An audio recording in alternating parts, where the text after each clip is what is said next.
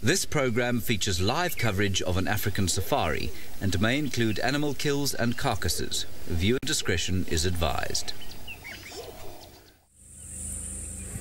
So you can see that now the kudus, they are having something to eat. The bush is looking completely green at the moment, and the condition of the body on these animals is looking very beautiful.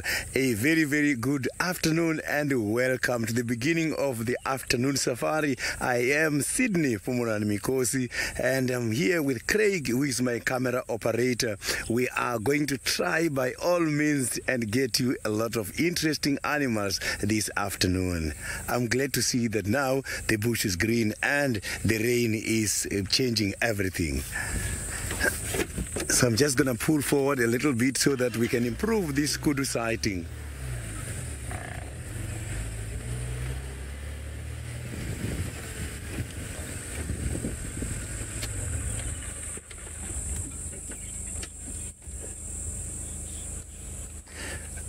Scarlet, the horns, the main purpose of these horns is a defense. These animals, they've got horns in order to defend themselves. But if you can check, some of these animal species, only the males got horns, whereas the females don't get horns. When you've got those kind of species, you must know that the males have got a huge responsibility in order to protect the family as a whole. Whereby both male and females got horns is much better because both of them can be able to defend themselves as well as their little ones. So you can see that the kudus are very much excited with this kind of vegetation because they're just eating a little bit here and move on and eat a little bit more to the other trees. So this is a very difficult time for us to have better sightings because it's getting thick, which is not bad. It's something we have been looking for. Animals must have a good, nutritious food. So now let's quickly cross over to the Masai Mara where Tristan, my friend, is having a bed of prey at the moment.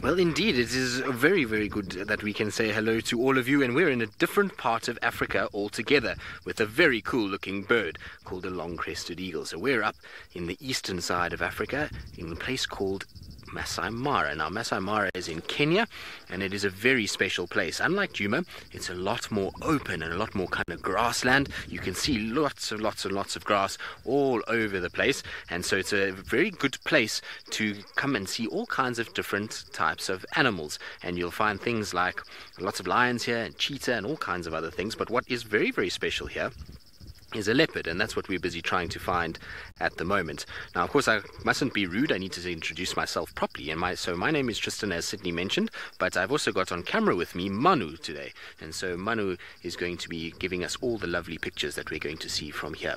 Now, remember, we want to hear lots and lots of questions from all of you. So you must remember to give them to your teachers, and your teachers will send them through to us. Now, I was saying earlier that a leopard here is not easy to find, but we're sitting here because we saw a leopard about 20 minutes ago. 20 minutes, maybe half an hour ago, there was a leopard and a cub, and the mother ran into this little thicket. So she came from down there where the long-crested eagle was. She ran from that tree over there, and then she ran all the way along, and she went into the thicket over here, and she hasn't come out of this thicket. And I think that she might just be hiding a little bit, and she's a little bit nervous, and she's not very relaxed. And so what we've done is we've stopped not too close, and we're hoping that as things start to get a little bit darker, because it's now the time when the sun will start to set, that hopefully she's going to come back out again and we're going to be able to get a view of her. That's the idea, because a leopard here in the Masai Mara is an incredibly special animal to see. Now, earlier I was saying that we saw it, so I'm going to show you a little clip that we recorded earlier of our leopard so that you can see what it looks like.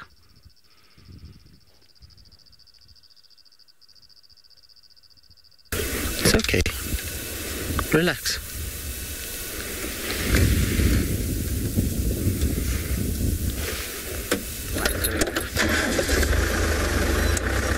following us, and it will be a little bit shy of what's going on. Now, the leopards here in this part of the world don't see that many vehicles, because generally when they see a vehicle, they just try and run and they try and hide, and a lot of people then don't go and look for them because they kind of see it run off and they don't know where it goes. And it's much easier here to see things like leopard and cheetah. Also, the terrain is not really as good for leopard as it is in South Africa, so the leopards in South Africa get seen a lot more, and they are far more relaxed. And when I say relaxed, it means that they won't move away from us nearly as much as what the leopards here do. So it's very, very special that we got to see a leopard this afternoon, and I'm glad that we at least got a little bit of footage so that we could show all of you guys how beautiful a leopard really is. They're my favorite animal, and I love spending time with them. But unfortunately, like I say, most of them here are a little shy and they kind of move off. But I'm hoping that this one will come out. And what it did was, when it left its cub down beyond on the other side there by those two little trees in the distance. That's where it left the cub hiding away. And then it moved its way all the way along to where we are now. And so I'm hoping, as it's now starting to get darker, you can see there's a big storm in the distance and the sun is slowly starting to set, that maybe she's going to come out and head back towards where the cub is. If not, we'll sit here for probably about 10 minutes and see if she does come out. If she doesn't, then we're probably going to leave her alone, because it means that she's too shy and she's very, very nervous of us. And then we're going to just give her space and let her go back to her cub and not worry her too much. The thing is, though, with leopards and with any animal, is that unless you spend some time around them, they are going to be very shy. They need to get used to the vehicles, and they need to get used to the way the vehicle moves. And so sometimes it's very good when a leopard does this, even though you can't see it, just to sit and to talk and to be around with the vehicle, and they slowly start to realize that the vehicles are not something that they have to worry about. It's not something that's going to hurt them. It doesn't steal anything from them. It doesn't chase them. And so as long as you kind of talking, then slowly but surely they start to learn, okay, these vehicles are not something that we need to worry about, and then they'll start to get more relaxed and you'll be able to see them a little bit better. Right, now we're going to carry on waiting. We're going to have our patience pants on, and so while we do that, let's send you down back to South Africa with my friend Jamie so that she can say hello to all of you. Hello, and welcome on this afternoon's safari, and a special welcome to Bel Air, to Fairfield, and to Indian Mill Elementary Schools. I hope you kids are all super excited to go on a safari. Now, my name is Jamie, and I'm very excited to be taking you on a safari. This afternoon, Sebastian is on camera with me. Whoops. It helps to look at the road every now and again when you're driving out on safari, and of course to look for animals as well. Now, how do we find animals? Now, sometimes if you're like Tristan, you get lucky and you see a leopard slinking away and you know exactly where it's hiding. Maybe, if you're lucky. And sometimes you have to think a little bit about what the animal is thinking. Now, I know that it is very, very hot this afternoon here in South Africa.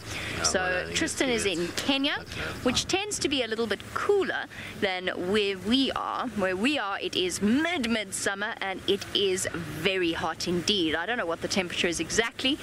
I would guess at around 34 degrees Fahrenheit, which is...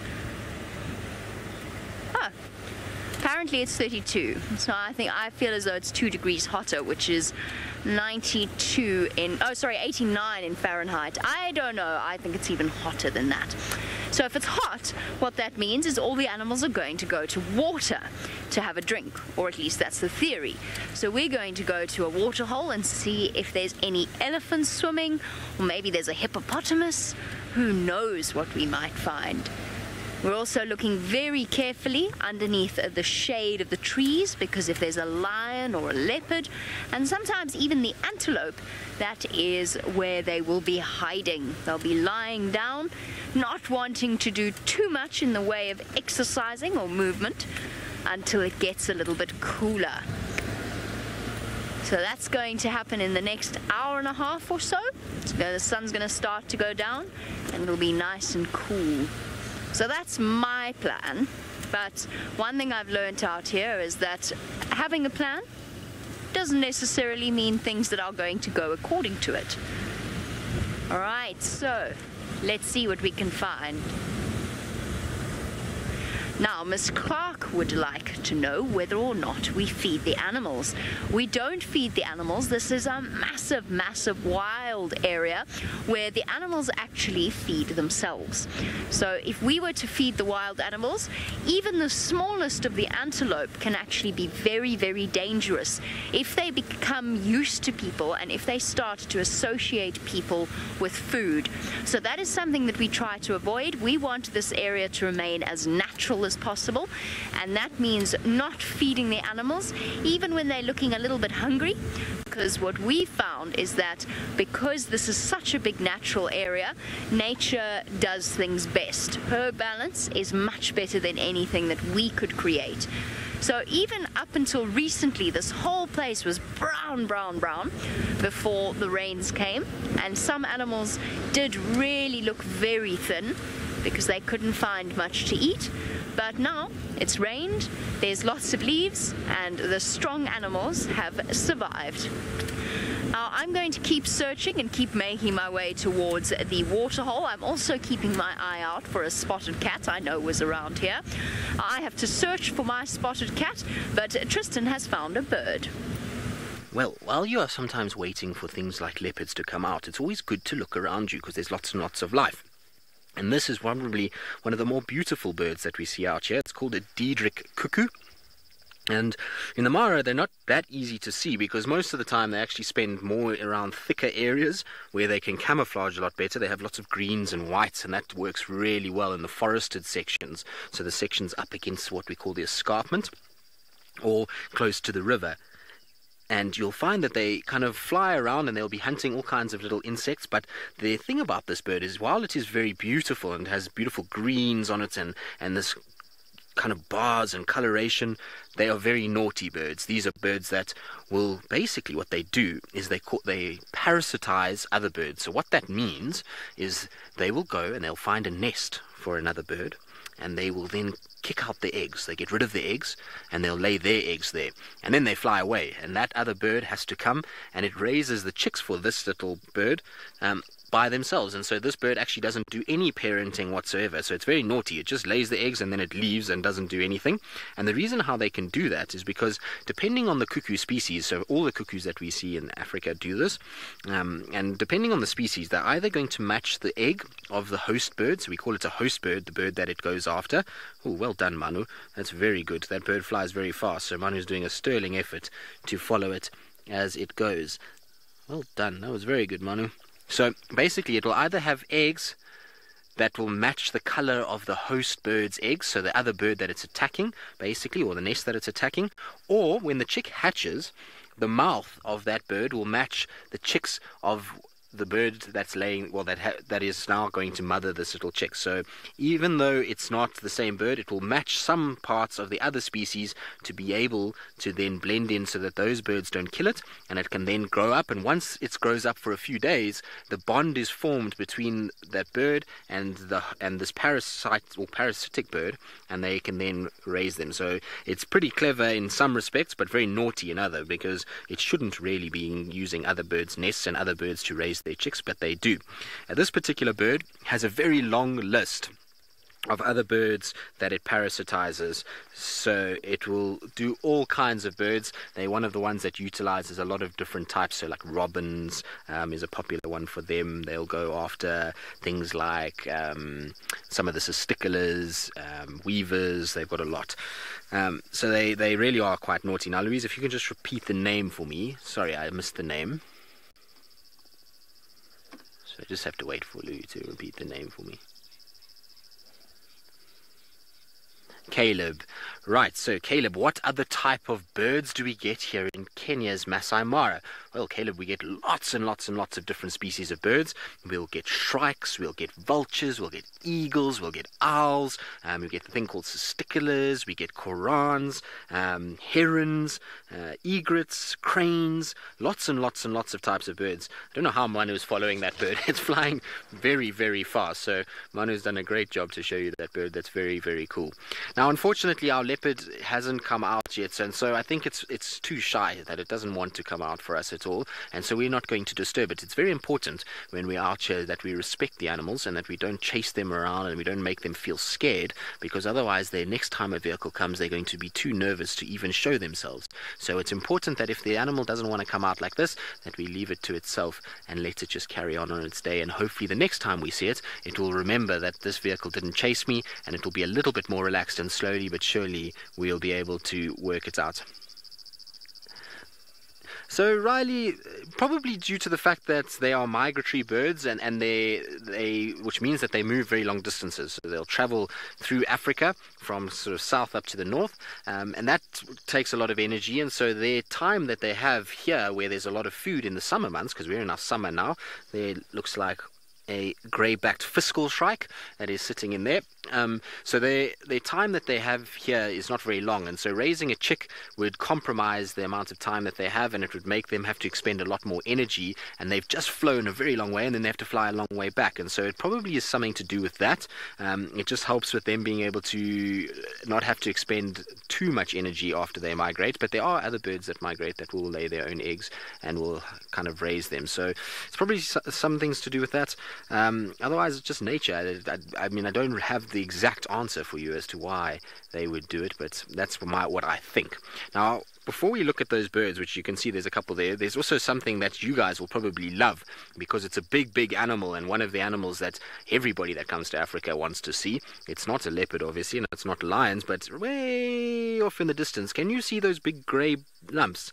So there is a herd of elephants that is moving through the big open grassland, and that's a pretty normal size herd for this particular area. We get a lot of elephants in this area, and they move around and they feed off the grasses and they enjoy it during the day, but at night they start to make their way up the hill to try and get away from a lot of the predators that are down here, and they can go and feed on different things. You can see there's a little baby elephant right on the right-hand side there. It's a tiny little one that's going to follow its mom. Now, sorry, Louise, you broke up a little bit. If you can just repeat the question for me. Now, we're right in the very, very heart of Africa, and so sometimes we get a few little technical things. So Fairfield, it depends. I mean, there's a lot of different animals that spend their days in different ways. So things like the elephants, they're going to spend all day feeding because they don't have a very good digestive system. And so what that means is that they don't process everything that they eat. So they don't absorb all the food that they eat. And so they have to keep eating all throughout the day. Also, because they're very large, they have to eat a lot. So they'll spend all their day eating. If they're not eating, then they're going for water. And if they're not doing both of those, well, then they will mud wallow, so they'll go roll around in mud, and you can see those elephants are very dark in coloration. That's because they've been rolling around in mud all day, and they've kind of made themselves nice and kind of muddy, and that's to clean their body, which sounds very funny because if we go and get in the mud, we get told we're dirty, but for them, it helps to clean off any parasites and keep their skin in good condition. So ellies will spend a lot of time of the day feeding, so will things like zebra and wildebeest and buffalo. They will feed a lot in the early morning and the late afternoon, and then in the middle of the day, they'll do, well, not zebras, but buffalo they'll do what's called ruminating, where they'll regurgitate food and chew it up and absorb the nutrients. And the things like the cats, well, they spend their day, normally the middle part of the day when it's hot, they spend it sleeping, so they'll find a shady spot and they'll lie down and sleep. The cheetahs sometimes will hunt at that time, but lion and leopard mostly will be resting. At sunrise and sunset, though, that's when you'll find the lions and the leopards are starting to get active and starting to move, and they'll move into the night where they'll go and hunt and try and find food. So it just depends on the animals. All the animals have a different way of spending their day. So Hunter, the reason the elephant's ears are so large is to be able to control their temperature. So out here, well, one is temperature, the other two things I'll get into now, but the main reason is temperature. So out in Africa, it gets very, very hot. You have a thing where the sun beats down, and some parts of Africa, like South Africa, can get to over 120 Fahrenheit, which is extremely hot. And so when that happens, the elephant, being a big grey animal, absorbs a lot of heat, and it has to be able to cool itself down. And so what it does is on the backs of its ears, it's got a rich network of veins. Now those veins have blood in it, or has blood in it, should I say. And as they flap, the air is being pulled over those veins and cooling the blood down. The cooler blood is then sent back into the body, and that helps to cool the animal. And it's exactly how a car works. So we have what's called a radiator in front, which has got liquid, and as we drive, the wind is cooling that liquid, which helps to cool the car so that the engine doesn't get too hot. And it's the same thing for Ellies. So that's the main reason. The other two reasons, one is a display, so it will be able to basically try and show off to other elephants that it is a powerful animal. If it's threatened, it's a way of being able to show that it is, kind of big and strong. And the other thing is that it helps to be able to listen. So as they put their ears out like this, if you do this with your hand, I want you to do this now while you're listening to me, and you'll kind of hear that when you do this, that I sound louder. And so for the elephants, it's the same thing. They push their ears out and they can catch more sound and be able to hear a lot better. Good. Unfortunately, our leopard hasn't come out, so we're going to leave. We're going to go see what else we can find. We're in a good place for maybe a cheetah, so we're going to go look for that. And while we do that, let's send you down to South Africa with Sydney, who's at a dam, and I wonder what's lurking at the waterhole.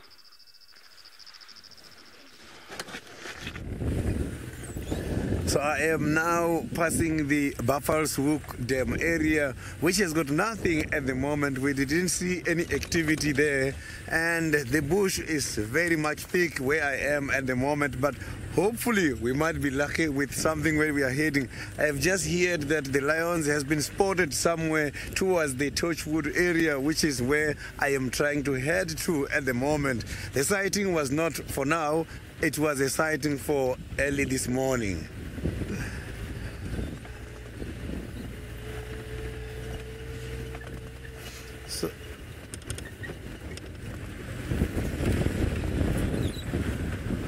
Regal, the lions, if you can check, they are pursuit predators.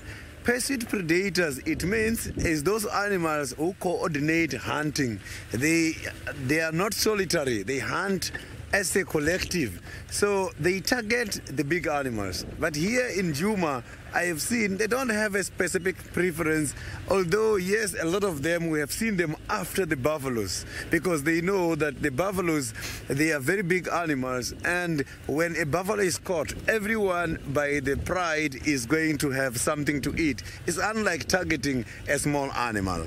So the favorite prey here in Djuma is the buffalo. But sometimes we're not winning with the buffaloes, they are also taking other animals.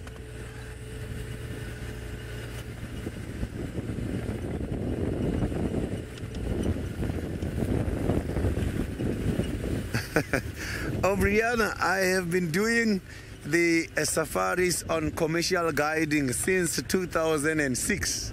And then I used to work for a place called Mabula Game Lodge, which is in Limpopo, not very far away from Pretoria. After that, I was then headhunted by the South African National Parks, where I was based at the Marakele National Park, which is just about 2 hours away from Johannesburg in Limpopo province. And now I have started here by the beginning of July with SafariLive.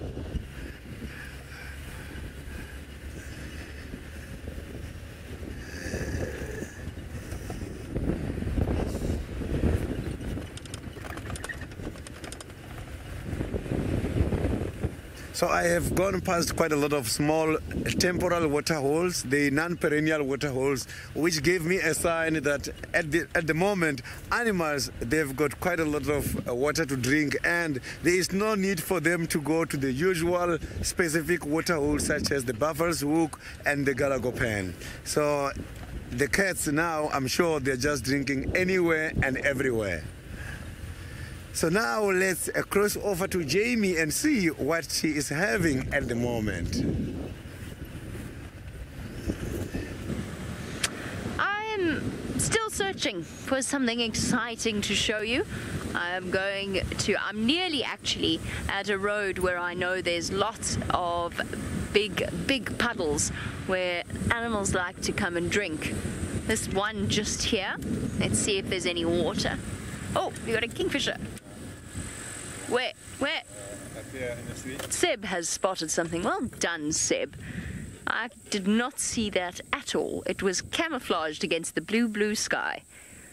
That beautiful bird is called a woodland kingfisher. Now, we really like looking for birds out here, so it's not just about the big animals. Looking for birds is kind of like going on a treasure hunt, because there's so many different kinds of birds, and it's a challenge to see if you can find as many as you possibly can. Now, this one has got, even for a little bird, one of the loudest voices out here. And they call and call and call all day, and they make a sound that goes something like this. Chick, chirr. And they usually start at around about 4 o'clock in the morning, and they don't stop until around about 7:30 at night, around about there. So they are very, very vocal birds. Now, here's what's amazing about this bird. It has flown for a massively, massively long distance, and it's done that to come and find insects here during our rainy season. Now, Rylan, you want to know how the birds find food. Well, it depends on the type of bird that you're talking about. So this kingfisher, even though it's got the word fisher in its name, actually doesn't really eat fish. He eats, or she eats, insects.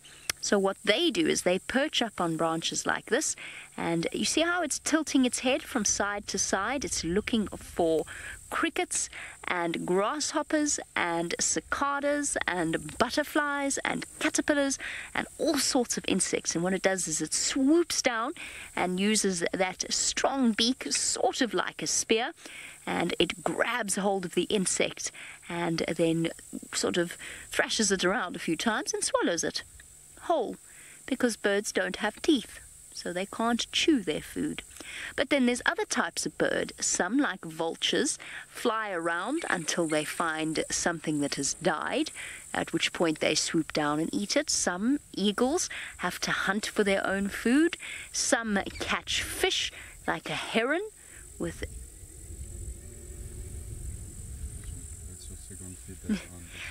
a very, very powerful beak. And some dig in the ground for worms. Something like a woodpecker will actually thump very hard on a tree with its beak so that it dislodges the bark, and then it reaches in and grabs the insects that live underneath the tree bark. So there's lots of different ways that animals find food. Some look for seeds. Oh, there's so many different types that I can't even think of the ones that I've missed out. Some eat fruit. And that is what happens to the byproducts. Now, what this kingfish is doing is probably using eyesight that's even better than ours. Now, if you were sitting on the top of that tree, which I wouldn't advise because it's very thin, very dead branch and you would fall out immediately.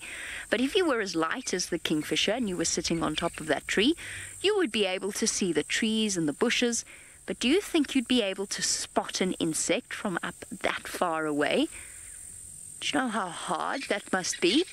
A lot of the insects are camouflaged. So imagine being a kingfisher sitting right at the top of the tree and looking around and actually spotting an insect. It would be very, very difficult. When you go out and search for insects, it would take you ages to find them. Now JC is wondering what the biggest bird is on safari. JC, we get a bird called an ostrich. Now, an ostrich is so big that it cannot even fly. It's taller than me, it's taller than you, it's taller even than Sebastian, who's on camera, and he's quite tall.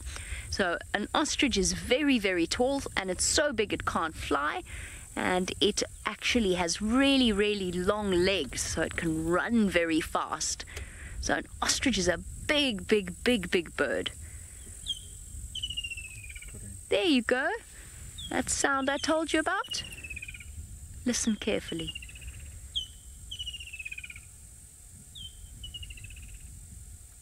And it's gone.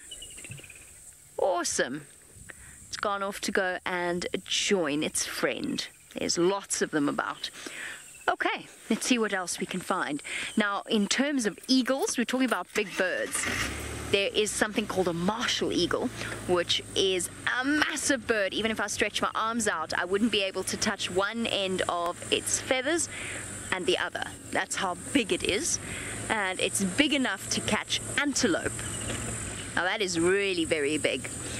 And there's a bird called a ground hornbill, which is the size of a turkey. And there is a bird called a Cory bustard, which weighs 17 kilograms at times, so that's over 35 pounds, and that is a bird that can actually fly. It's that heavy and it can fly. We don't often see them here in the Mara, in South Africa, but we do occasionally in the Mara.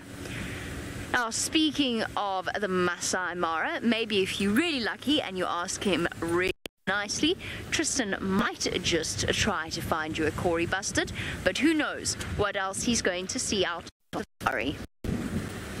Well, we certainly will try and find an ostrich here. There's a good place for us to find them is where we are now. They're like this big open clearing on our left-hand side where there's not too much grass and they can see any predators coming. So it's a good place to look for them, and we certainly are going to try and look for them. There's a road that goes through this section. It is really pretty, and it's a great place also to look for cheetah. So we're going to try and see if we can find the fastest land mammal that we see out here. They really are beautiful. So we've shown you what a leopard looks like.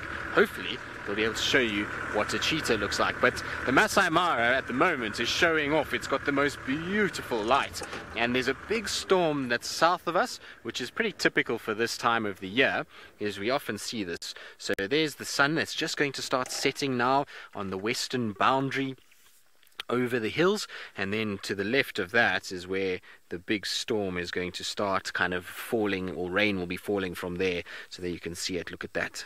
Isn't that pretty?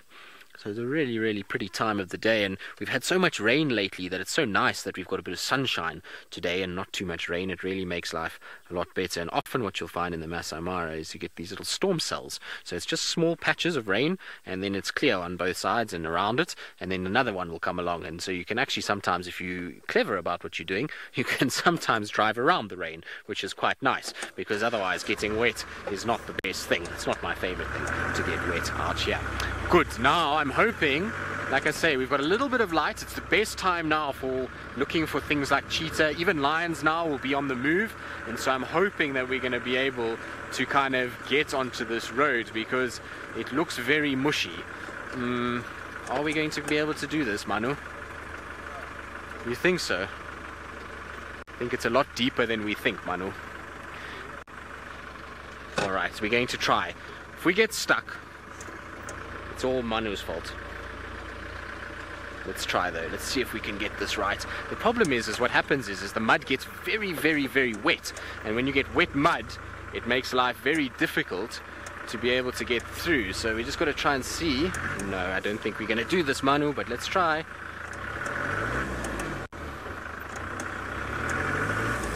No. Don't think so. Unfortunately, I think we're going to push our luck if we try go in here. So what we're going to have to do is just turn ourselves a little bit.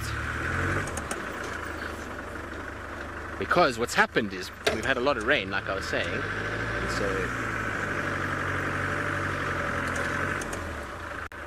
no, it's far too wet, I'm afraid, Manu. We're going to have to get ourselves way, way, way, way, way back. Now, unfortunately, the problem with this is that the soil is so wet that we need a bit of momentum. So what we have to do is we have to build up momentum a little bit, and then we get nice forward momentum, and hopefully we should just go straight out.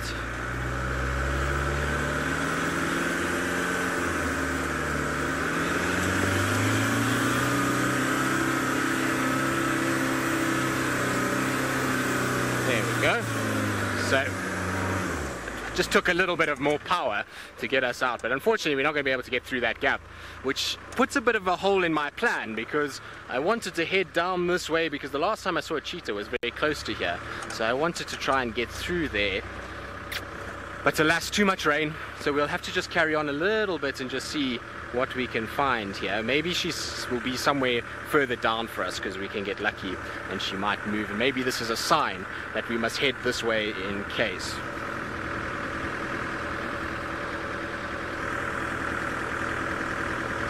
Mrs. Abramovitz, well, some of the animals can't hide, so they just sit and get pelted by rain. So the other day when I had the cheetah here, it was raining quite heavily, and the poor cheetah just sat there like this, all huddled up, and the rain was pelting down, and this poor animal was just getting wet, and it was really not very nice. And yesterday I had lions also in the rain, and same thing, they just had to sit there with their kind of heads down and get rained on. So a lot of them just stay where they are. Sometimes they'll try and find a little place where they can get underneath a tree. Hopefully they can try and find a little bit of shelter there. Now there's a bird of prey that's on top of a tree. Let's see, what are you? You're very light in color, so I want to have a look. Maybe this is a martial eagle, a juvenile. It is a very, very, very... It's not a martial eagle, firstly, but it is a very, very pale form of a a tawny eagle by the looks of things. It's quite far away, so it's difficult to see, but tawny eagles come in very different colors. So you get dark brown ones, you get light ones like this, you get ones that are like a cream color, some that even have different colored heads, but that's what it looks like. It looks like what we call a pale form, tawny eagle. And these guys you'll find quite common in this area, lots of tawny eagles around, and they will kind of fly along, and they often are scavenging, so they'll look for any signs of dead animals that they can then fly down and actually go and feed on a little bit, and then they'll kind of fly off when the bigger vultures arrive. So they sometimes are the first ones to a carcass, but nice and easy to spot because it's a light color against such a dark background at the moment, so it makes life a little bit easier. And that's the escarpment that I was talking about earlier. It's called the Olololo escarpment, and it's a very, very pretty place. But there we go. Isn't that pretty? Now, is it going to fly for us? Come on.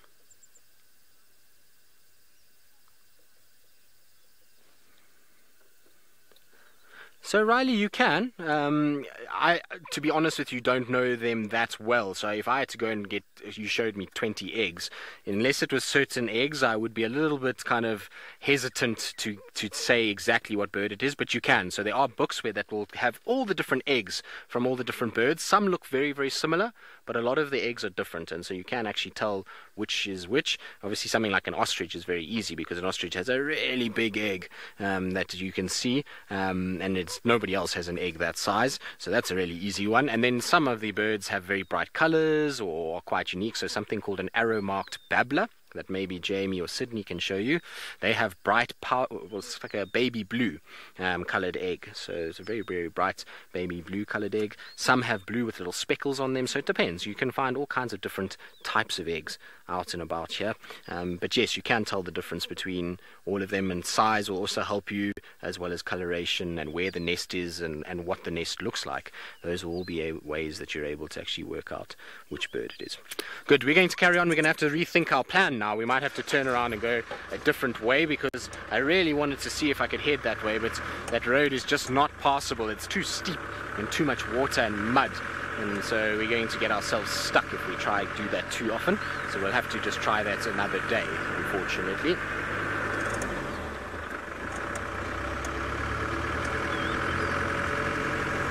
There's a bird that's calling right here as well, another bird. Oh, I've gone too far, sorry Manu, I was hoping we'd get a bit of backlight to it. Maybe we still will, but there it is, you can see it sitting.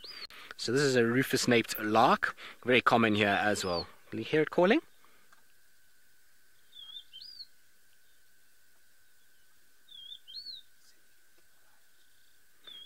Very pretty. Good. Now we're going to carry on. We're going to see what else we can find. In the meantime, let's send you back across to Sydney, who's looking for big tawny coloured cats.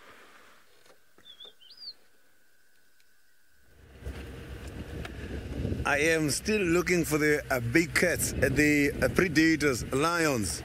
The only cats which has got the two completely different social structures, which is the pride and a coalition.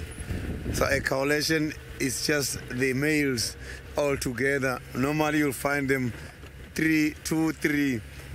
They can be more than that sometimes, but normally you will see 2 or 3 whereas a pride is consisted of the females and the calves.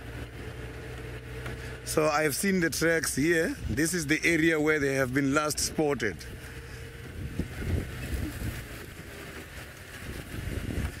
Emilio, the growth of the mane is starting when they're just about 2 years. You will see them starting to get the hairs coming out here, but they are not going to be responsible of any territory. Normally, the testosterone level is high enough when they're about 4 to 5 years in order to challenge the other males for territorial reasons. So in other words, when the mane is starting to come out, it's like the protection of the neck preparing for fight, which is the fight to do with the territories is starting. Because this kind of manes helps these animals to protect them during the fights. And it does help with the exaggeration of the body so that the intruders can see them as a big animal.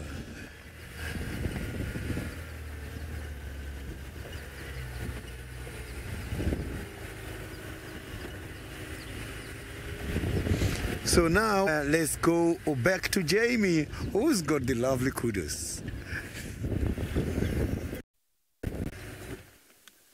I do have lovely kudu, and out of all of the antelope, I think that kudu are some of the loveliest. So when I'm saying kudu, what it is it's a word that is spelled K-U-D-U, kudu. And that is a kudu over there, with huge ears and stripes along its side. Now, this is not a deer. It is a type of antelope. So here in South Africa, we don't get deer. They have been introduced in some places, but we don't have naturally occurring deer. We have antelope instead, and this is one of them. Now, you probably can't really get an idea as to how big the kudu is. If I went to go and stand next to her, her shoulder would be basically, and this is quite a small female, her shoulder would almost be the same height as my shoulder. And to give you an idea of how tall I am, I'm about 5'7". So they're really quite tall antelope. They've got long, long legs, which means they're very good at leaping through the air. And what these kudu are doing now is they are having their lunch. So they are browsing. And unfortunately, they're browsing right in towards the sun, so it's quite bright where the others are. Very difficult for us to see. But there we go. Browsing means eating leaves, which is what this kudu's doing. Maya, now, kudu are easy antelope to tell the difference between male and female. The male kudu has long spiral horns. There he is at the back. No, it's not. That's a female. Never mind. I thought her ear was a horn, but it's not. That's just a female. So the male has long spiraled horns that come out of the top of his head, and the female does not. Now, there are some antelope where the male and the female have horns. Maybe Tristan, who's asked us to find you some arrow-marked babbler eggs, maybe he can do something a bit easier, which is find a Thompson's gazelle in the Mara, because that's an example of an antelope where the male and the female have horns, but the horns of the female are much, much smaller than that of the male. Don't go, kudus. I think they are going to vanish off into the thick bushes. So while they wander off and enjoy their lunch, Tristan has found another type of animal that we find out here in Africa. Well, now, Jamie, we wanted a Thompson's gazelle, but unfortunately I've only found you a Grant's gazelle. So I don't have a Thompson's gazelle too close. That's what we call a Grant's gazelle that's busy moving off there. Slightly larger than the Thompson's and a little bit sort of duller in colour. The Thompson's got a bit more orange in it than that one, and a little smaller than that particular one over there. So these guys are not quite the same as what Jamie was asking me to find, but we're in a very good place to find a Thompson's gazelle. They often are around, not so much in this longer grass. They don't like the longer grass too much because it's very dangerous for them with things like leopard and cheetah and lions and hyenas and pythons and all of those kind of things. So they have to be a bit careful. But what we do have on the right, which is not a Thompson's, is one animal that lots of people like to see, and that's a warthog. So there's two warthogs that are sitting, and they'll be now starting to head home. They're going to graze a little bit longer as there's still a bit of light, but as soon as that light is fading, well, we're going to find these guys starting to head into a burrow. So they're going to go and hide away. And I think earlier with that leopard, that our leopard might have done the same, because when we went around that little thicket that we showed you earlier, there was a big hole, and I think the leopard might have gone down there because we couldn't find where it went, and I think that's where it goes. But anyway, back to our warthogs. Can you see how it's feeding? So warthogs have a very different way of feeding to a lot of other animals. Most animals will stand on all four legs and they'll eat and chomp away. But these guys, as you can see, they sometimes go onto their front knees. So you see that? And then they will eat like that. And the reason they do that is because they don't want to stretch their neck too far and to try and have to push down. And it's also because they dig a lot. So they try and find a lot of food. And so they have this big round snout, and they'll use their snout to dig up little bits of soil to be able to get to little tubers and roots and those kind of things. And so it makes sense if you're on your knees that you can reach further down into the soil to be able to find the food that you need. Isn't that cool?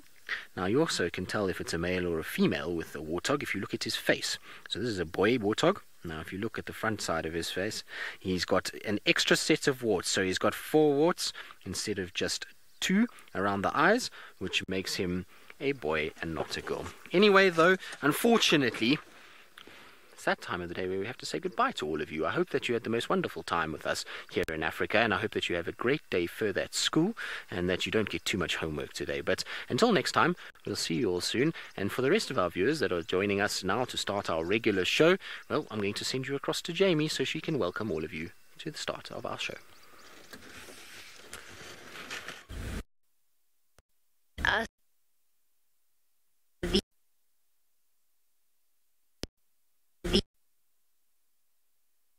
Drive off the ball into the water, which I would not want to do.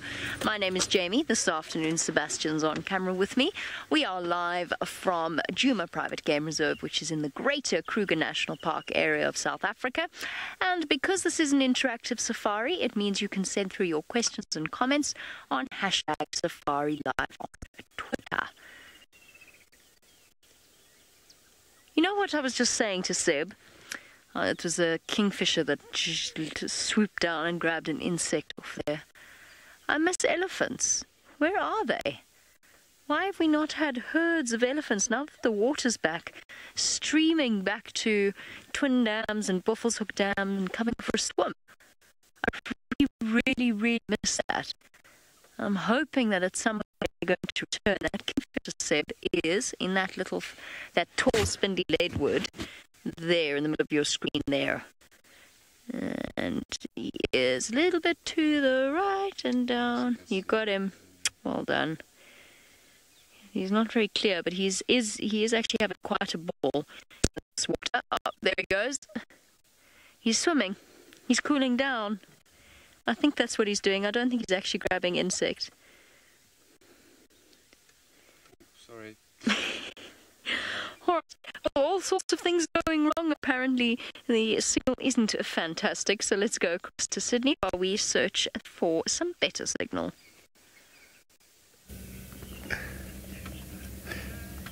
Look at that. I have got a lovely jackal who was very much settled and now just decided to run away, and we're not too sure what exactly happened there, as that jackal was very much static, but it looks like maybe the parasite irritated him or her as he just stood up and looked at himself and decided to run away. A very good afternoon again. I am Sydney, back from the leave, and I hope we are going to enjoy a lot of this afternoon. And for in case if you need our attention, you can follow us on Twitter, #SafariLive. You can also follow us on YouTube chat stream. My camera operator this afternoon is Craig. So we're very lucky with one of those animals who are much more active early in the mornings and sometimes a lot during the night. That is why they are termed crepusculars, the jackals. So here where we are is where I have seen the lion tracks disappearing, and the chances they are not there because I cannot see anything at the moment. What I'm going to do now is to leave this possible area for the lions and see if we can find something by the Chitwa Dam. So I'll come back here later on. Maybe some of the guys will be able to reallocate them. I thank you very, very much for all the positive comments about me returning back from the leave. So I'm also missing all my viewers, as there are a lot of viewers I can still remember who are asking a lot of questions when we're out on these drives. I'm hoping to get quite a lot of more questions.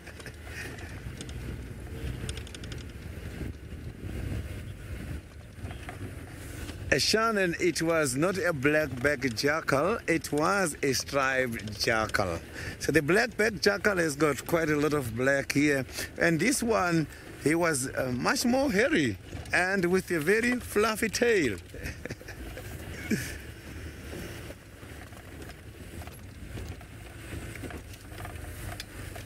So normally you will see the jackals by this time of the year, you will see them in smaller groups. You will see them in a group of 3, sometimes 4, sometimes more than that. So jackals are too clever because they give birth and grow their little ones, aiming at the prey animals such as the impalas to give birth so that they can feed their little ones.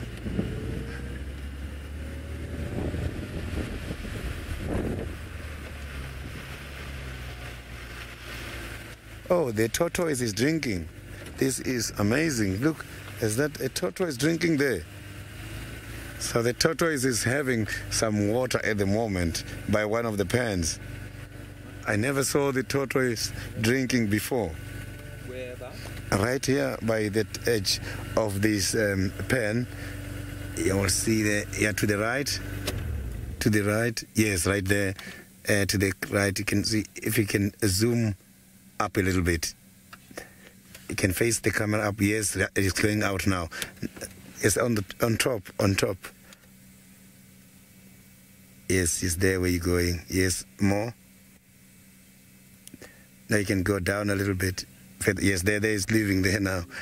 So you can see now that the tortoise has just been to the water hole, was drinking. So the tortoise are one of the very proactive animals. They come and drink, and they don't use all the water they drink. Normally, they drink and store the water by a place called a busa, which is in the body. When they're running out of water during the dry season, the conserved water is going to be used. That is why it's too dangerous to pick up the tortoise, because tortoise, when they are irritated, they react by secreting the water they have saved during the rainy season to use during the dry season. So picking up the tortoise will jeopardize the life of the tortoise. So we must have to avoid that. If the tortoise are crossing the road, just give them a chance to pass. Don't go off the vehicle and try to pick them. You are going to jeopardize their life. So you can see that tortoise is going very quickly. We are going to leave the tortoise here and carry on towards the Chitwa as I indicated earlier, in order to see what is there.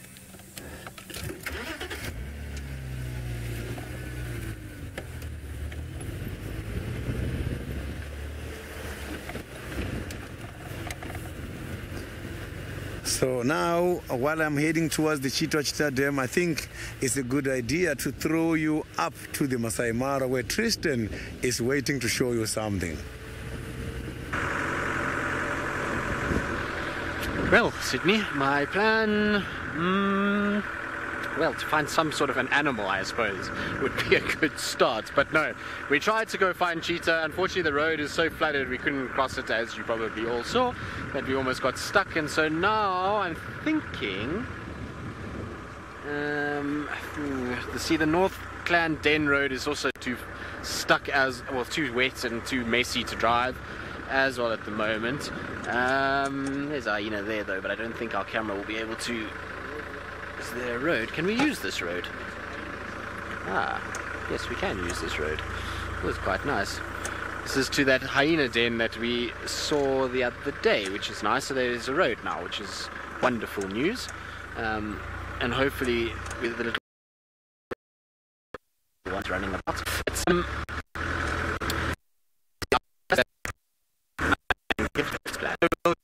stop here quickly with these hyenas and have a little look at them. And then what we're going to do is we're going to go down the main road area, see maybe we get lucky with something else, and then round towards the mating pair of lions that we had this morning, because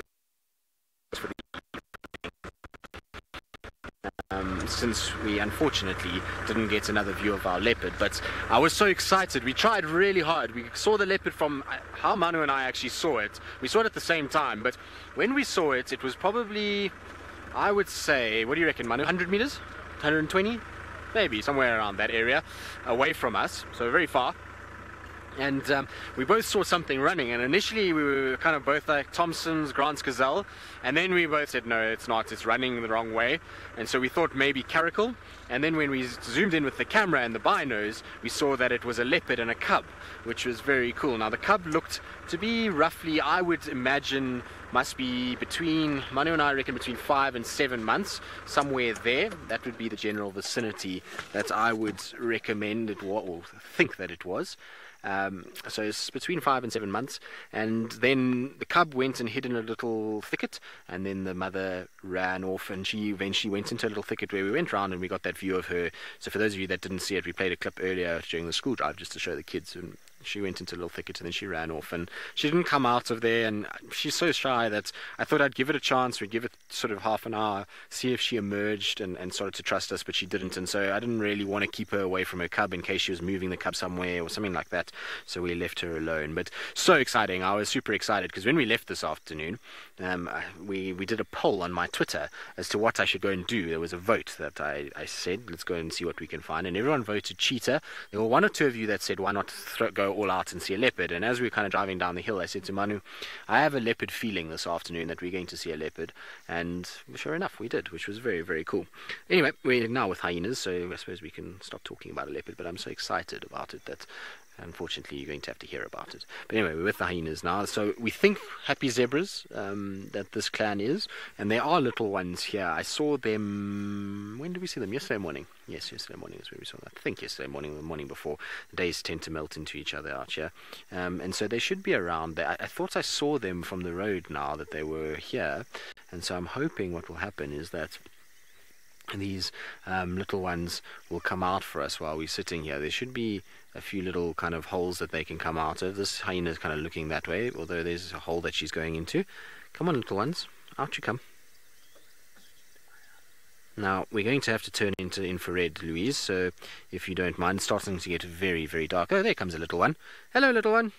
How cute is that? Where did you come from? You came from another side. There's obviously another entrance somewhere here that this little one ended up bounding out of. So very, very cute. Still quite small. So there we go. We're in our infrared now. So we needed to go into that, unfortunately, because light has really started to fade quite quickly. And so in order to see things much more clearly, as you can see now, we changed over. Nice to see little baby hyenas. They're so cute when they're little cubs and so full of energy and life. Hello, little one. Are you saying hello to everyone? Where have you gone? You're still a little bit shy, I think. Now, these are still quite small. I would say anywhere between 2 and 3 months. That would be my guess as to how old these little ones are. They're still very black in coloration. I don't know how many are at this den. The other day when we saw it from the road, there was 2 that I could see. They looked like they were a little bit older than this one. The ones that I could see, they were. One had already got little spots that were developing, but I'm not sure. Well, there might be more. You never know. These dens, sometimes they can be. Can you hear that?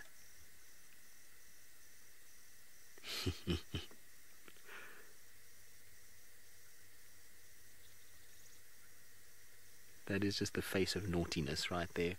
Cute but naughty. Oh, there it is. You hear it laughing.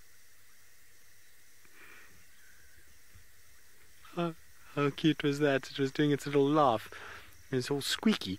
And it goes running off into the distance, doing its thing. It's very vocal, this little one, making all kinds of noises. Okay, well, we'll sit here a little while longer. While we do that, though, let's send you back across to Sydney, who's got another cute little baby animal.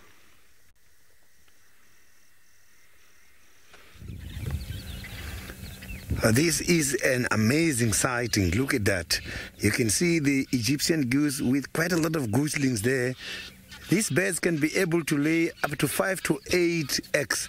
But here, when I'm counting, I can see 1, 2, 3, 4, 5, 6, 7, 8, 9. About 9 gooselings are following their parents at the moment.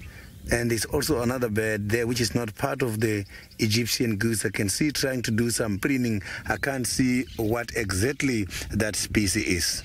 So the Egyptian goose, what I like them the most is that when there is a predator, the mother has to play a very interesting behavior, which is called a destructive behavior, whereby the mother must have to pretend as if the wing is broken just to get the concentration of the predator to the adults in order to leave their babies. Soon as the predator starts to go towards the adults, you will see the adult is going to fly. Normally, when they have got the eggs, they can be able to divert the attention of their predator to the eggs.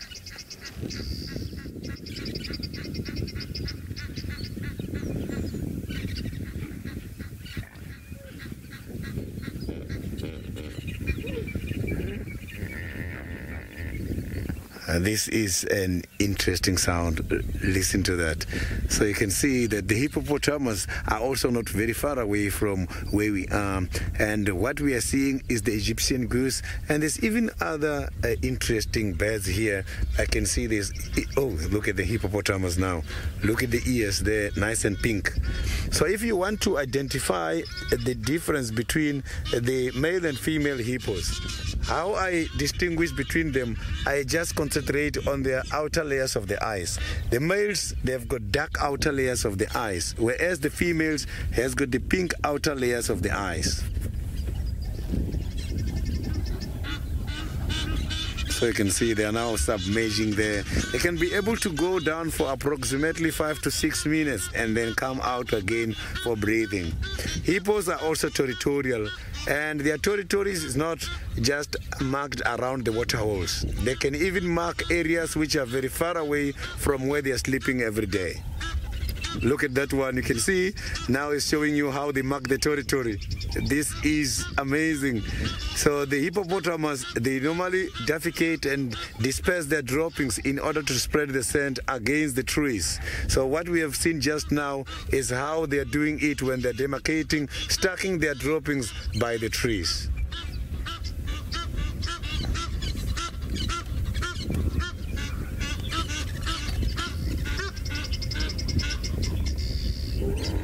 Well, there are crocodiles here by the water hole. You can see that my professional camera operator picked up your question and is going right to the crocodile.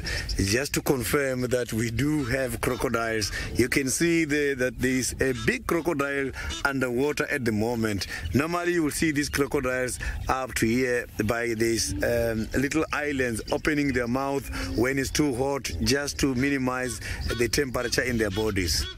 So that looks like a very big crocodiles. Male crocodiles, they've got short heads, and the females have got thin heads. And for the female is long a little bit. So you can easily distinguish between the two when they're out. The one with the thick head is the male, and the thinner head is the female. So the crocodiles are also part of the predators. They are carnivores. They prey on animals coming to drink. So they normally catch and eat. And they don't have quite a lot of competitors. When having something, crocodiles, they just eat by themselves because they are very dangerous. Other scavengers knows very well that the crocodiles can easily get them. So crocodiles, what I like about them again is that after eating, they can be able to conserve water and they can be able to conserve food and use that food for quite a long time and minimize the metabolic rate and make sure that everything in their body is going very slow so that it doesn't require quite a lot of energy for them to survive much longer period without eating again.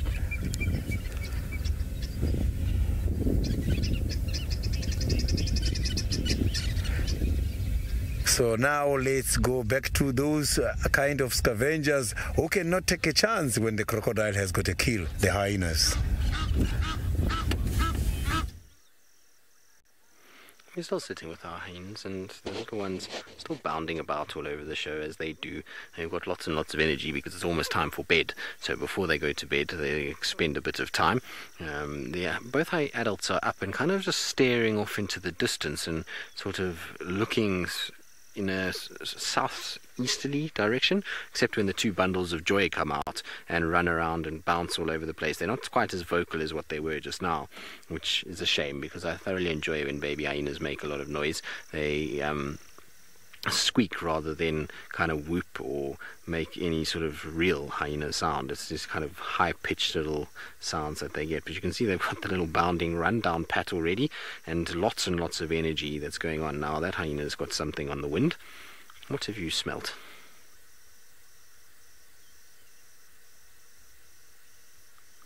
Little one's completely oblivious to whatever's on scent is on the wind. So, Lauren, I mean, the thing is with hyena cubs and why they're born with teeth, I mean, at the end of the day, they do start feeding off meat fairly early on. Within, you know, a very short period of being born, they'll already start to nibble on bits of meat. Look at this. Isn't this cute?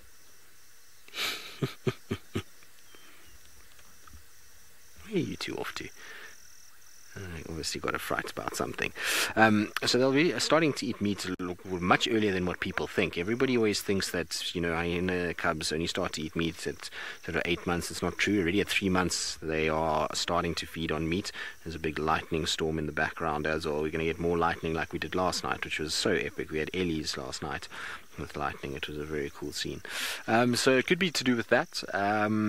You know, other than that, I'm not sure. I mean, obviously they get milk fairly early on, and so they wouldn't need to really have teeth for food reasons.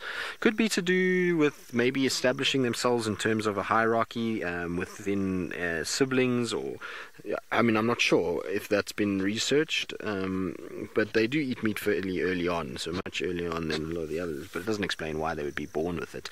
And essentially, they are on milk for the first at least few weeks of their lives. So I'm not really sure, to be honest. That just hypothesizing is what I'm doing. Probably Jamie's a good person to ask. Well, she maybe can help us out. She's obviously out and about this afternoon, so she can maybe help with what's going on. But there's the little ones, again, kind of bouncing around. That den looks as though it's almost too steep for the two of them to get in and out of easily. They kind of keep falling as they try to go in and out of it. But you can goes to show you how easily these dens can be hidden. I mean, you would, if you drove past here, you would never know that that is a hyena den. And like I was saying earlier, I wonder if our leopard didn't do that. It didn't just go inside there. Lions.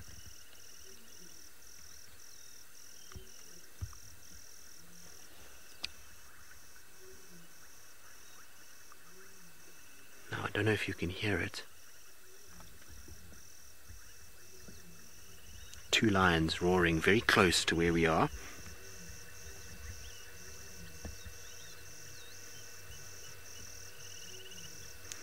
Now, unfortunately, the lions are not in the way that the mic is directed. The mic is facing obviously away, and the lions are roaring behind us.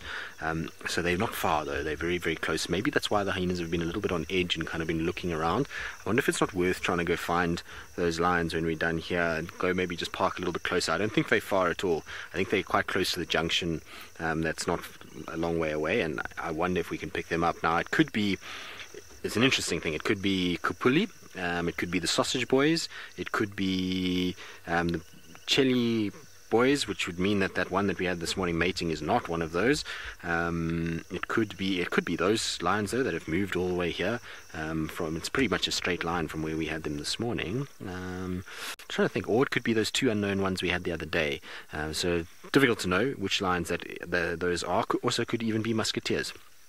So we'll go and investigate now and go and just try and check out what's happening. These little ones don't seem too kind of concerned. Maybe that's why they bolted initially. They heard those lions starting to warm up a little bit and thought to themselves, well, it's probably not a good idea for us to be sitting out and about. And they ran inside with moms kind of being pretty relaxed and not moving too much. They're all right. But the lightning in the distance is absolutely amazing. There's kind of a light show of note that's going on just to the left a bit, Manu. There, that tree on the far left-hand side.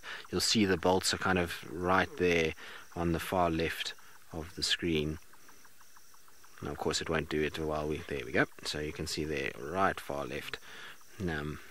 There's lots and lots of lightning that's coming from that way. Hyena in the foreground, lightning in the background. And this is one of the things about being out in the Mara at this time of the night.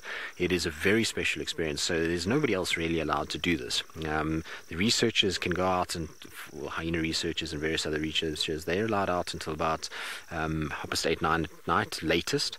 And then there is one kind of lodge that does a night drive until, I think it's still 8:30, Manu, or 9? 8:30, I think. But nobody else is allowed to be out into the night. And it's a very, very special place at night. You invariably end up getting a storm at some point. So you get these amazing kind of light shows with lightning and thunder. And then you have the animals calling, and it is quiet. You don't hear vehicles. You don't hear anything other than natural sounds. And it's a pretty spectacular thing to have the privilege to do this. There's not, like I say, very few people in the world have been able to spend time at night out in the Masai Mara. Okay, well, we're going to try and see if we can find these lions. Since they're vocal, getting lions roaring close by is always such a wonderful thing to have. So while the lightning show is going on, we're going to go across there. In the meantime, though, back to Sydney to see whether his professional camera operator can find something else for you to look at.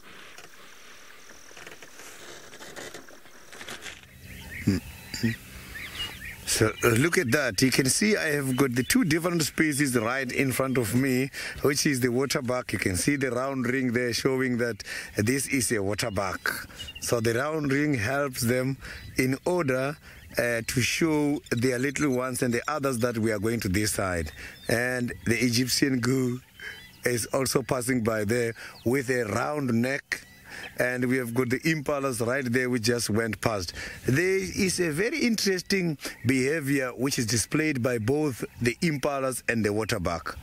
During the January month, the impalas, the males from their bachelor head, the testosterone level goes high and they start to grow their neck to look big so that they can be able to challenge others for territorial purposes. If you check the waterbuck as well, for the territorial display, they showcase their neck in order to scare their intruders. So they are sharing something in common. So the waterbuck, they have got hollow hairs, and this hollow hairs helps these animals a lot so that it doesn't absorb a lot of water when they are going to the dams, because sometimes when they are threatened, believe that the cats are reluctant to water. They run straight onto the water holes, and when they are going onto the water holes, these kind of hollow hairs, they've got kind of a gland. It's called a subcutaneous gland. The subcutaneous gland helps these animals in order to get rid of water every time they make contact with water. So it's like a grease, and that subcutaneous gland is a gland which gives the waterbuck meat a bad taste. The meat of the waterbuck is fine. It doesn't have a problem. The only problem is the gland which is by the skin. But animals such as the lions, they don't worry about the subcutaneous gland. There's quite a lot of mythical stories that the waterbuck lions don't eat them because they've got a bad taste. No, the waterbuck has got a pleasant meat. I have seen the lions eating the waterbuck, not once, not twice, a lot here in Djuma.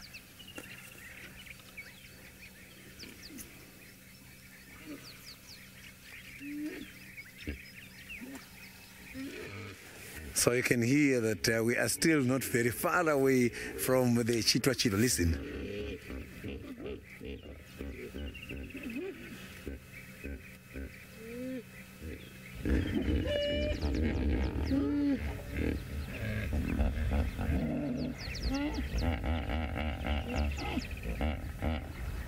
That's a big one. So sometimes it's very much interesting to come here and just listen to the hippopotamus giving out their calls. It is quite a phenomenal call. It's something which is very much interesting.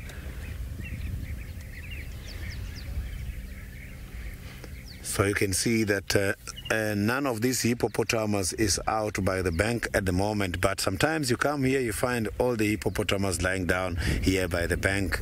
But they just got to do it. They must go in and out every time just to minimize the temperature when they're hot. They don't go out and spend much time outside. They just go in and out to control the body temperature.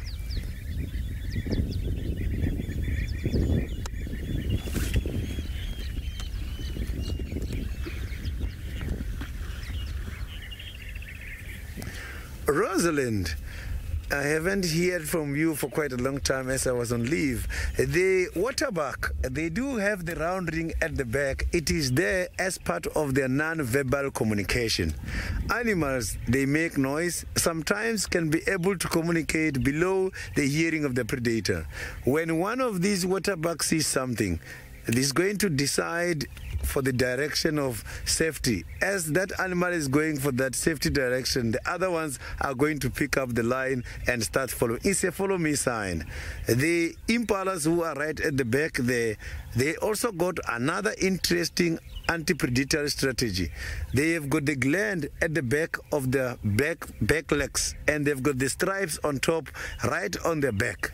So the glands at the bottom of the back legs, when they pick up a predator, the fleeing first impala must give off the scent so that it can send an information by the airborne, others can smell it and just run away. So these animals, they don't have this coloring. They're not just fancy coloring. They are there to serve a very significant purpose when it comes to the anti-predatory strategies.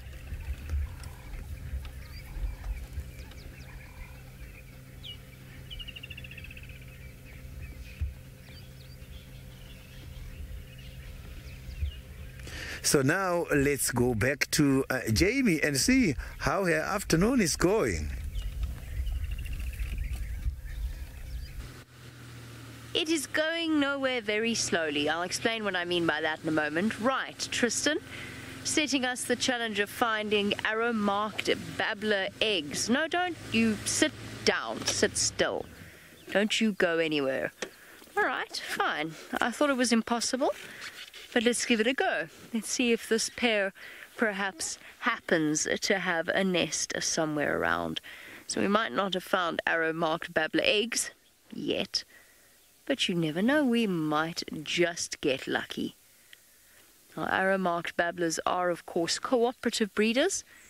In other words, the groups that we see are often family groups, where it is there, Seb. No, it's down to the right. No, other right. Further right, I mean. Sorry, not other right. That is the right. There it goes. Sorry. My bad. There you go. That is that. There we go. We're going to call.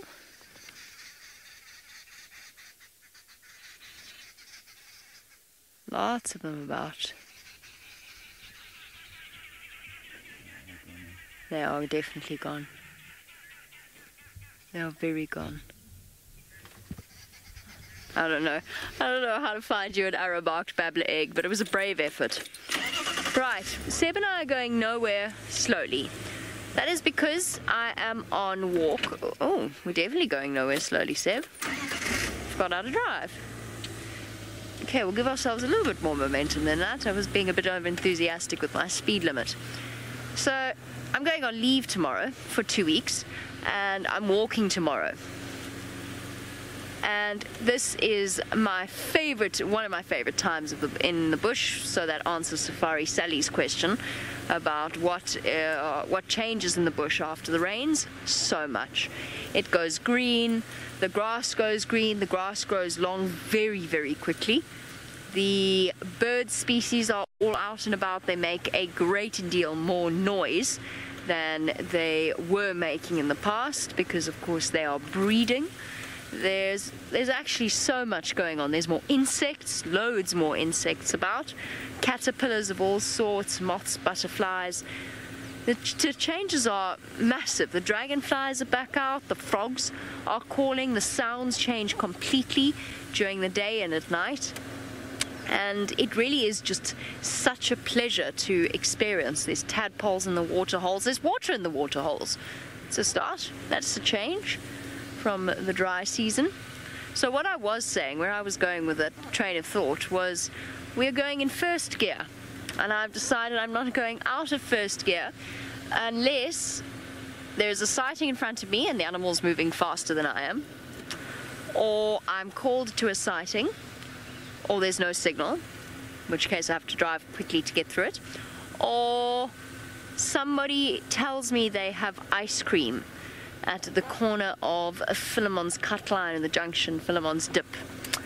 If you tell me that you have ice cream for me, then I will go there. But otherwise I shall not be coaxed out of first gear. Looking for Tingana. Lou said that there's ice cream for me at camp, but unfortunately due to the fact that I know Tingana doesn't have ice cream for me. I don't have ice cream for him either, unfortunately, because no one wants to bring me any, because I'm pretty sure that would, get him to come out.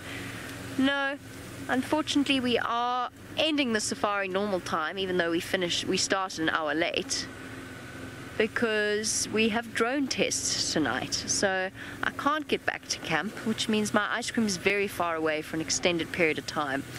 And we are, of course, celebrating / mourning Brent's last evening here as, for now, a Wild Earth employee.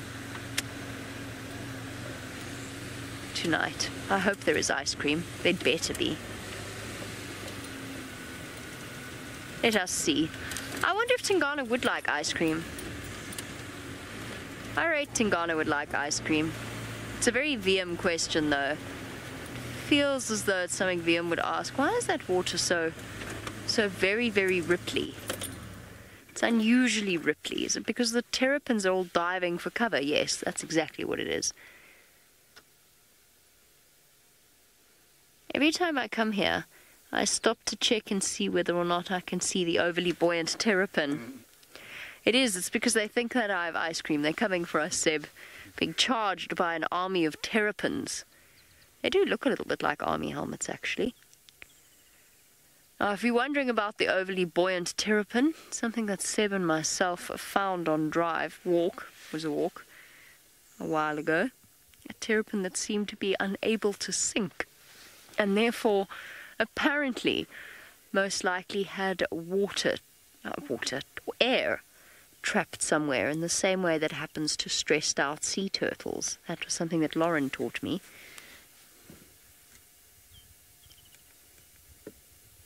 But I haven't seen her since. Hopefully she managed to get rid of the air, because these terrapins are all displaying normal, standard terrapin behavior. I thought I'd come to Treehouse just because I know it's one of Tingana's favorite places, and I thought if I muttered about ice cream for long enough, he might come and visit us. Oh, look! Wouldn't you know it? It's more Egyptian geese.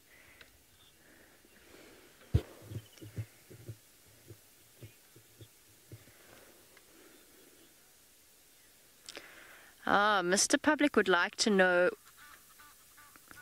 They have the most amazing sense of timing, Egyptian geese. They really do. It's extraordinary. It's as if they are instinctively programmed to interrupt you. Mr. Public would like to know what flavors for Hosanna, Tingana, and Tlalamba. Right, Tlalamba is bubblegum. Definitely. Tlalamba is bubblegum, that obscene blue colored bubblegum flavored ice cream. Hosanna.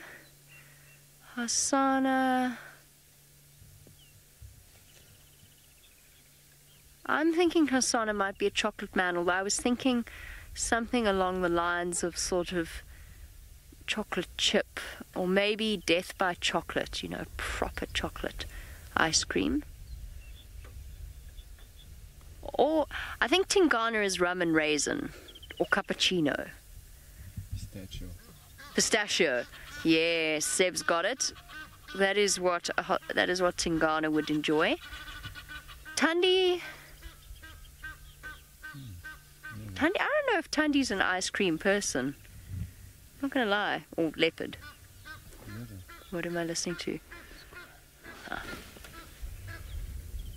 I just saw something fly into this tree. Seb's hearing a squirrel. I'm hearing only Egyptian goose.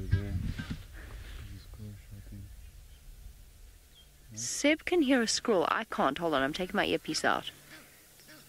Oh yes, now I can hear it. My left ear is definitely not functioning the way it should.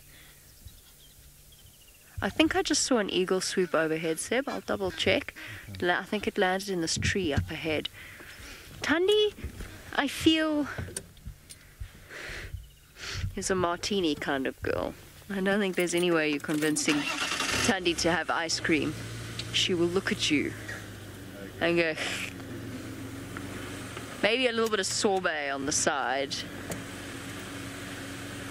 She would hiss at it. Come on, I mean, it's Tandi. She said anything. Even ice cream. Maybe if you offered her a low-fat sorbet. Yes, she would hiss at a shaken, not stirred martini. No, I swear I saw a bird of prey come in here while I was talking about that. I think that's what set the squirrel off. But I'll go this way just in case. Let's see.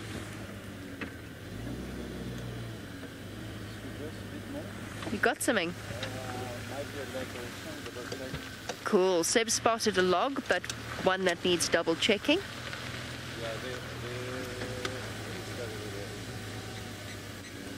Where's this log? I just saw something move. Sure. Seb would like me to go forward. He thinks it's a log, but we must do.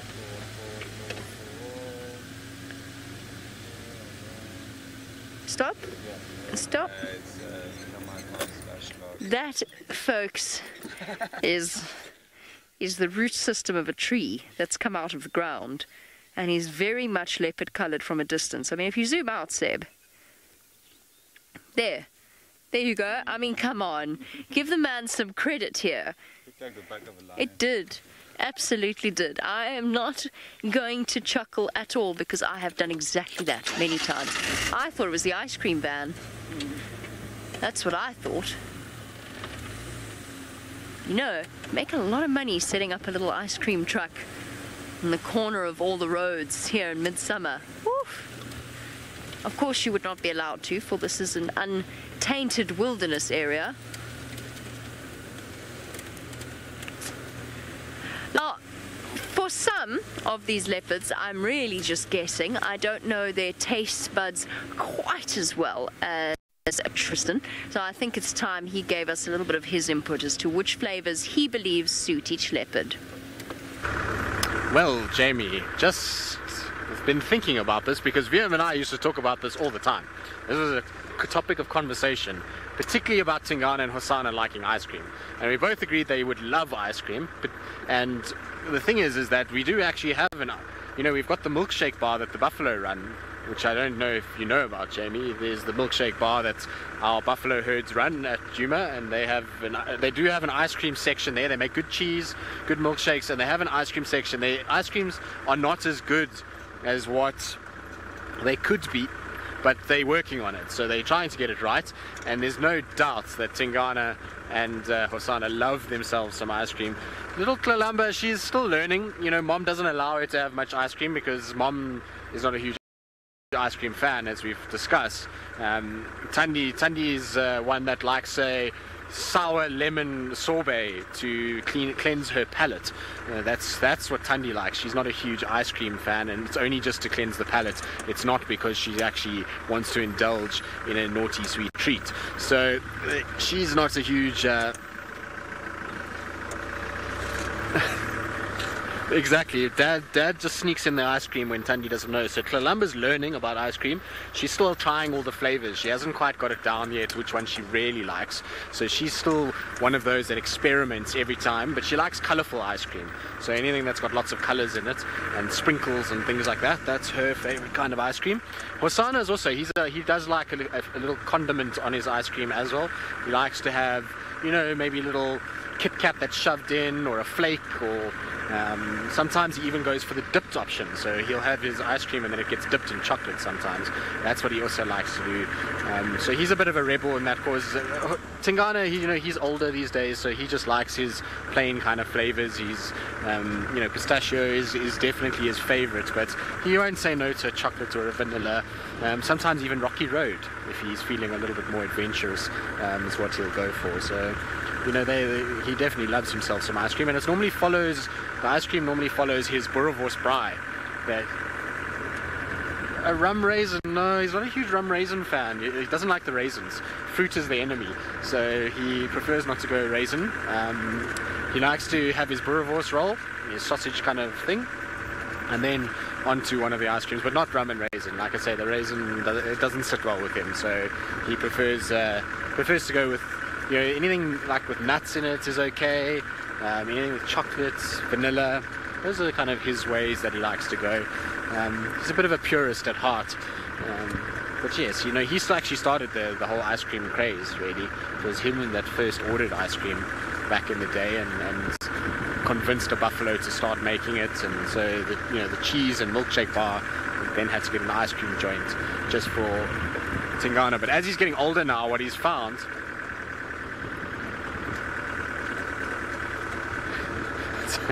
Yes, Jamie, indeed. Hukamuri is a banana-flavored protein shake type. Not so much the ice cream. He puts a bit of ice cream in there, a bit of vanilla, just to kind of have a bit of extra kick. Also, has to add his goji berries in there too, so that he can make sure that he's nice and strong for when he's trying to take over and to mate with all these females that he's been securing of late. So he is into the protein shakes, and often the protein shake is followed by a session at the bench press, where he'll go and lift some weight and just try and kind of get himself buffed out, because he's got a bit of a problem. The thing about Hukamuri is he's a bit of a kind of gangster, but he's also got unfortunately a bit of short man syndrome. So because he's a bit smaller than Tingana and Anderson, and now even starting to get smaller than Hosanna, he likes to hit the gym and make sure that he has his protein shakes in order to get nice and strong, so that he can still compete with what's going on. So he's a bit of a delinquent in that regard, and it's part of the reason why his tongue hangs out as well, is because he's just constantly kind of taking things that he shouldn't be taking. This is the most ridiculous conversation I think I've ever had on SafariLive. No, of course not. That's not true.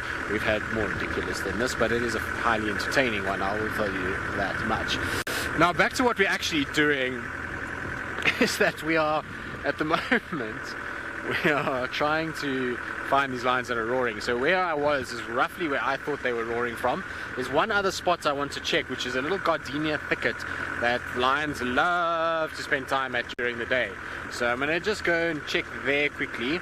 I thought it was coming from where we are right now, but alas, with the spotlight, we've not seen anything. We've not managed to pick up any eye shine that is big enough for a lion. We've picked up lots of antelope. We've picked up... wait, what are these?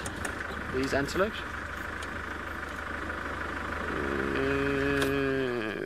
Difficult to say. It's right at the edge of the light, as you guys can probably see. You can't see very much at all, so tricky to see what that is. I think they're antelopes, just given the way that they're moving. Not lions. Okay, Manu, not lions, so let's carry on. And so we're trying to see if we can find them at that little gardenia thicket. They are not far, that's for sure, wherever they are. And given the terrain, we should be able to spot them with the spotlight. Yes, that's what I think anyway. But I was going to ask you, Louise, do you think, back to our ridiculous conversation, because I wasn't quite finished yet, now that Tingana's getting older, so, he's getting a little older, a little bit of longer in the tooth, and do you think that he's going to start favoring soft serve rather than just ice cream? So soft serve is that very, very soft kind of ice cream that comes out of the machine, or do you think he's still a purist at heart? What do you think? I don't know, maybe soft serve it's not quite refined enough for his taste. Wasana would probably have soft serve. He wouldn't mind, he wouldn't care. He's going to eat the real... Yeah, he'll eat freezer ice cream, you're right. Even if it's too hard and the spoon bends when you try and dish up your ice cream. How many people have that happen, and it's so irritating when your ice cream goes so hard in the freezer that when you try and dish it up, the spoon bends, and then you think to yourself, who makes spoons that are not good enough to scoop ice cream? That is the sign of a cheap spoon. If it can't scoop ice cream, cheap spoon, throw it away. Get a new one. That's my advice for you for the day. Get a proper spoon that doesn't bend under the pressures of ice cream. Now, this conversation probably all started because Jamie likes ice cream. Yes, that is highly irritating, Louise.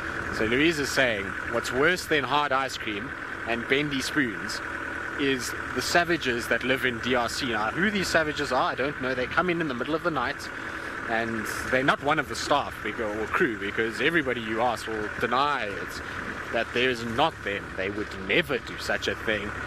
Exactly, it's never anyone. But yet you'll go and you'll find an ice cream tub sitting perfectly in the freezer, and you'll think to yourself, right, I'm going to have some ice cream. And Louise gets caught probably more than anybody else with this, but goes, opens this ice cream tub, and lo and behold, what is inside the ice cream tub? Fresh air. Nothing. It is empty. But some, what would I call them? Some foul human being that thinks, yeah, not even the air is fresh, the air is stale. It's been in there for so long without any ice cream.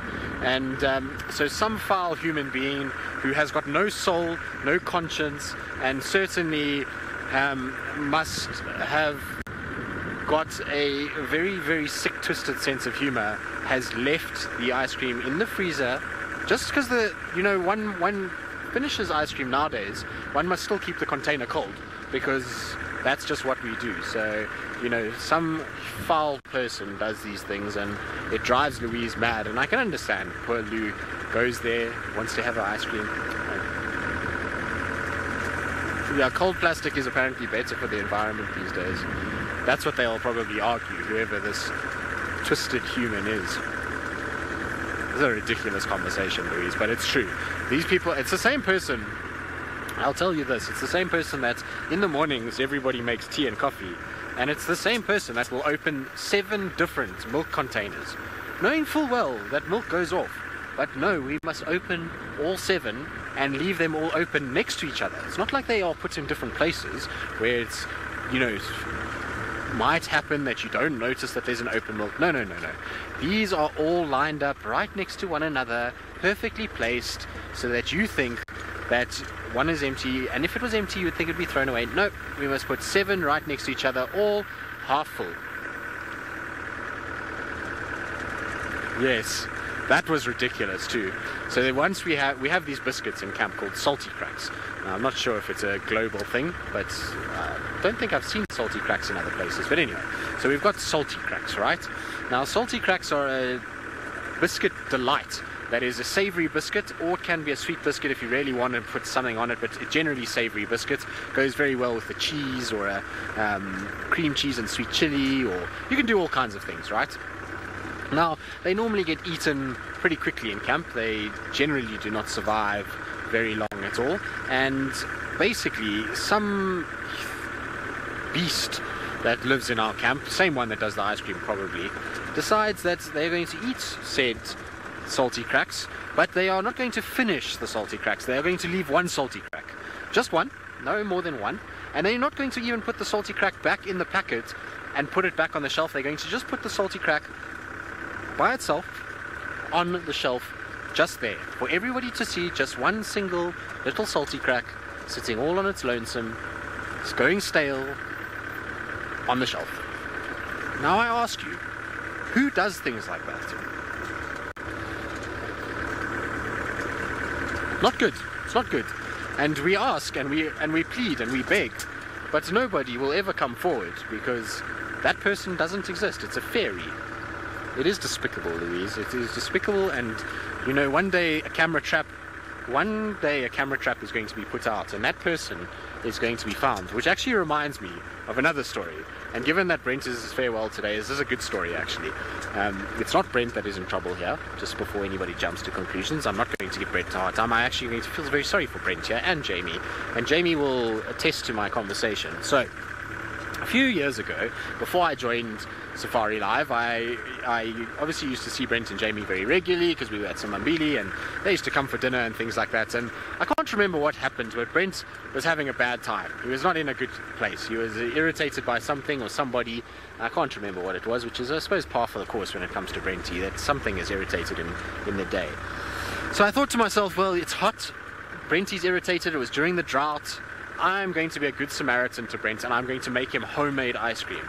So I slaved away, I made him homemade ice cream, delicious homemade ice cream. It even had... Wait, is that a lion? I'm talking so much nonsense. What is that, Manu? Is that just grass? It's not got eyes, Wolf. It's facing away from us. Grass. It is grass. It looked like the back of a young male lion's head.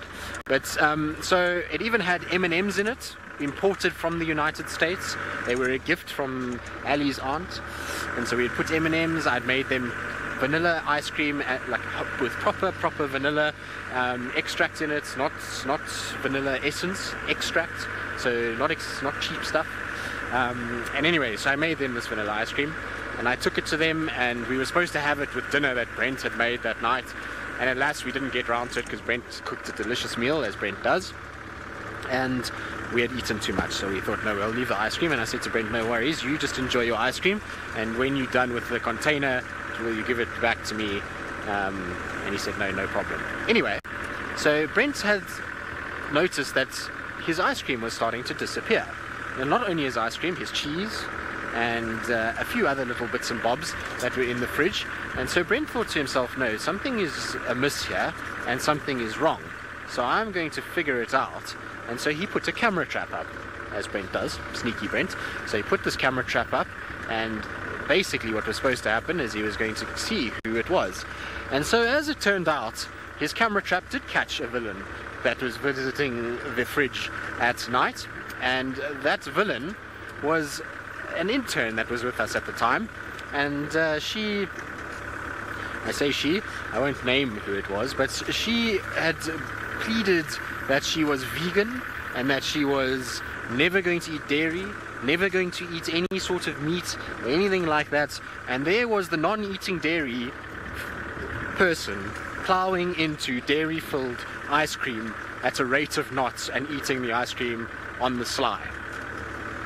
How's that? So there we go. We've got to be careful of some of the vegans that are out there.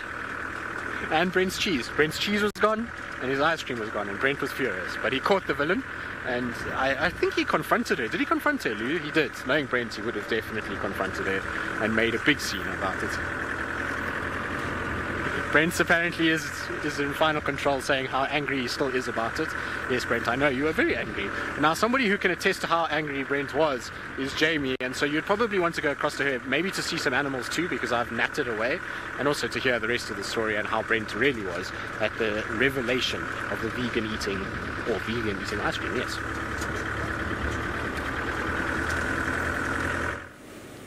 Oh dear. The great dairy theft of 2016. There are some tales that just should not be told in the presence of Mr. Leo Smith, for he remembers vividly the great anger that he experienced. This, of course, I mean, I'm no better off than Tristan. I got nothing. So I'll tell you a story. The thing about working and living with people and being friends with them at the same time, which is, of course, something that happens quite a lot at Wild Earth, and we're very happy it does, but it does mean that we have very few new stories to tell each other.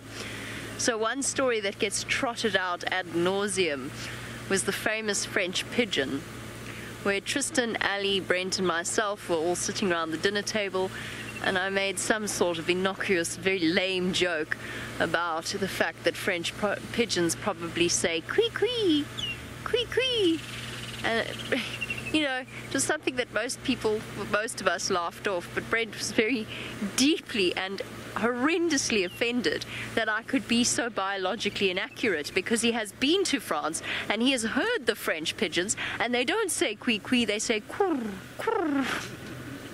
And the more we laughed at him, the angrier he got.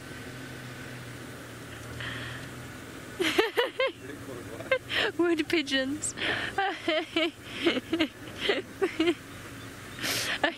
He of course has heard the story many times, told to many different people, but of course it's a lovely new audience each and every time. Cool, cool. Oh man, it still makes me laugh. Maybe it was funnier if you were there. Apparently Brent has now stormed out of final control. I'm sorry, Brenty, but it's the end of an era. We have to tell all your embarrassing stories. I'm not sorry at all. There's no apology at all for that.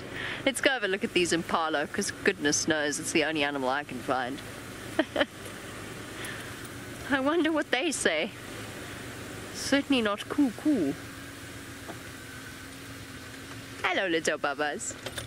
Are you cute? Yeah, you cute.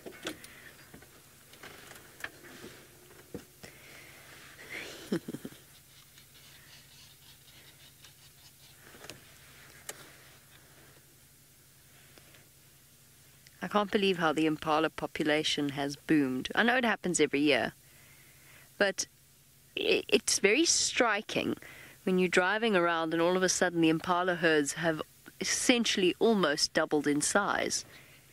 That won't last, of course, because unfortunately at least half of these babies will not survive their first year. But for now, it's amazing. When you find an impala herd, it feels like there's double the number of impala, which essentially, not quite, but they're almost is the case. A couple of them have got mange here on their back legs. Not the little ones, but the larger ones. There you go, you can just see the patch there. Does she look as though she gave birth recently, or was she just a bit constipated? No, I think she was just a bit constipated. This is going to get even funnier because I think Mr. Leo Smith's about to drive into us. Oh, how hilarious. Right, all together now. Quee quee!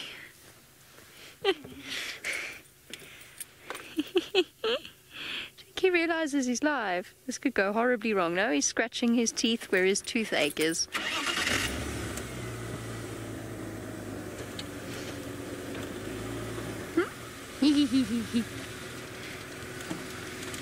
Hello, Brenty. They're called wood pigeons.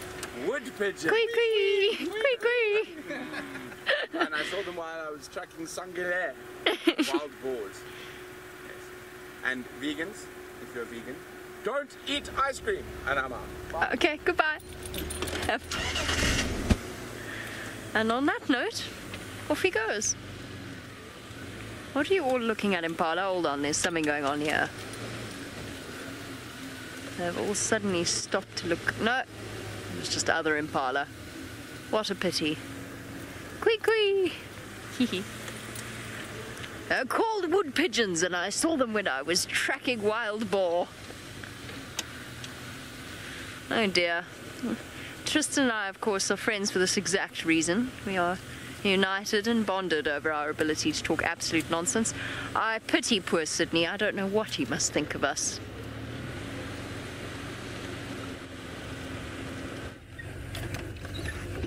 I am right here by the hyena den where I found nothing. It's not active at the moment.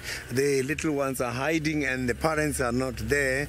I am now carrying on towards the towards the tree house dam.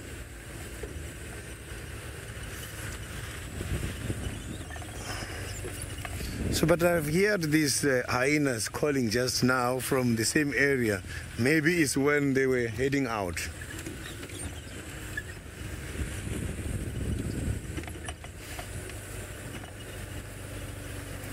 So the hyenas normally, by this time of the day, is when they are going out for foraging purposes. But here in Djuma, You can see them a lot during the day. Their activities are much more determined by what is happening when it comes to the predation by the cats such as leopards. They are following the leopards a lot.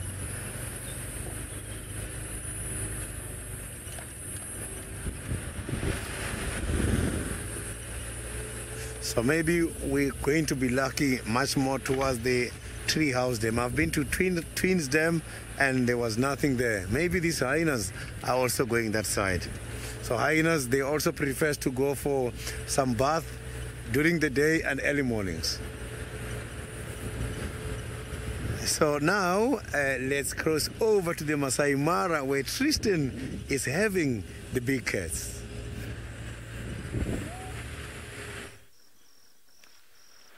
Indeed, so we found the lion that was roaring exactly where we should have checked to start with, where both Manu and I first thought, but we were trying to be clever and go around just in case, and it was right at the junction of the two roads, like we were saying earlier.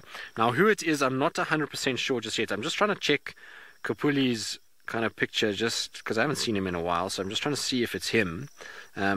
He's normally quite telltale, so I'm just want to double check and make sure that I see whether or not it is him. No, you see his nose doesn't look right. It doesn't look like he's got the sort of little nick out of the right side of the nose. So who are you? He's a big boy, whoever it is. He's got a big mane, big body, and is quite vocal, that's for sure. So there are others that are roaring around. So I suppose it's not a musketeer. The manes are not right for a musketeer. So I'm not sure who this could be, to be honest with you guys. Thought I just heard another one roaring, so I was just keeping quiet for a second there, but it's not. So I just want to double check. Hopefully he's going to look at us and give us a proper kind of full-on facial sort of view of him.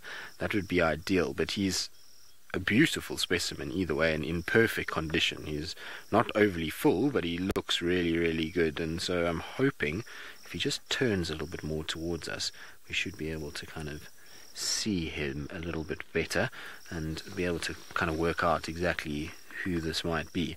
It's right on the divide though between where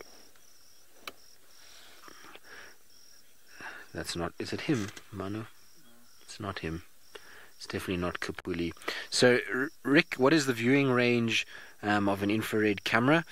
Not 100% sure, to be honest. Manu, what do we normally get out of, depends which camera we're using, I suppose. So on the Z150, which is the Sony's, they get about 40. The UX180s, which are the Panasonics, they get a little bit further. I think they get about 60.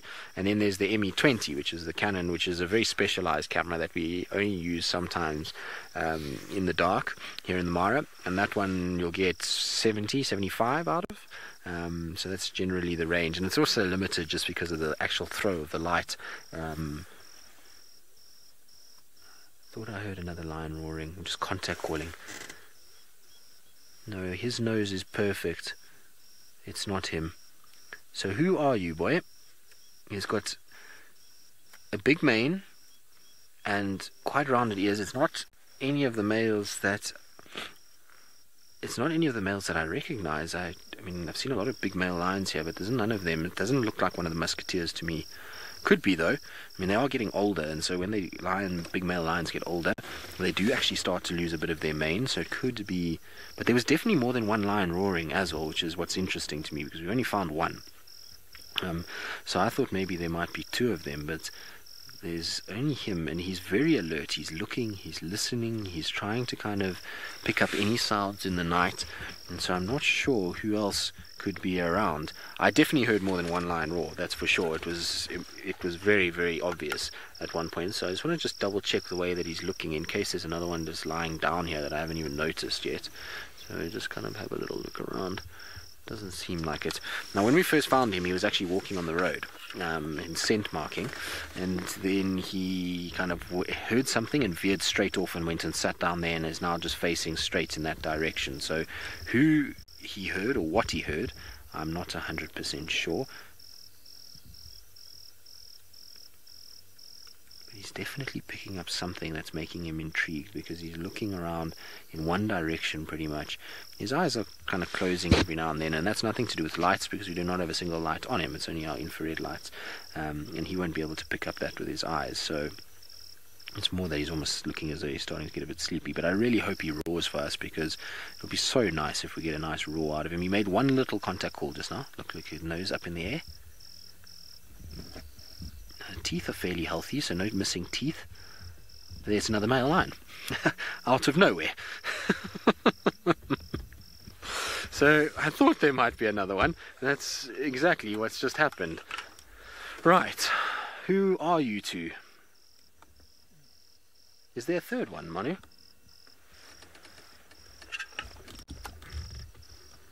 I thought there was another one, and I shone my lights and I couldn't see anything, but there was a big bush, in my defense, right next to me that I can't see behind. I thought I just heard a contact call for a third one, but it can't be. The two of them are mobile now, so it must be that whatever it was, they've joined up together now, and now they're going. But it's definitely two boys. Who they are, no idea. They're mobile straight north now. Bit of scent marking going on the sort of right hand side. I'm going to put my spotlight down because we're not going to need it for now. Just want to try to see if I can get to the right, to the side of this one that's kind of joined in.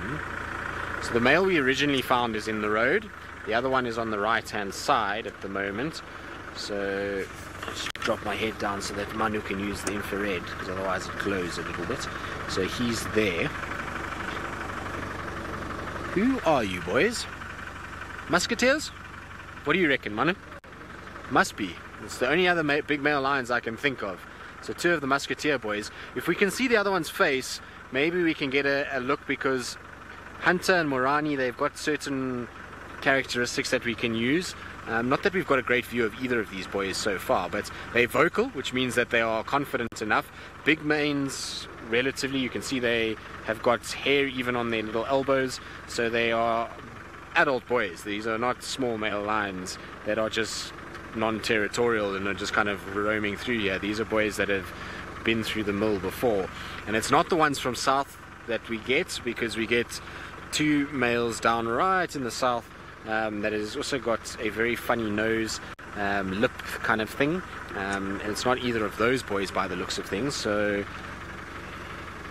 and it's not the Kichwa boys, we're too far south for that. So musketeers it must be. That's what I would put my money on. Might be wrong. Like I say, difficult when you're staring at the bottom of two male lions. It's very hard to know exactly who they are. And we need one to go off the road. He's limping a little bit, so that might give us a... Oh, bless you. Let's turn this car off because it's very noisy. Come on, boys, let out a roar for us.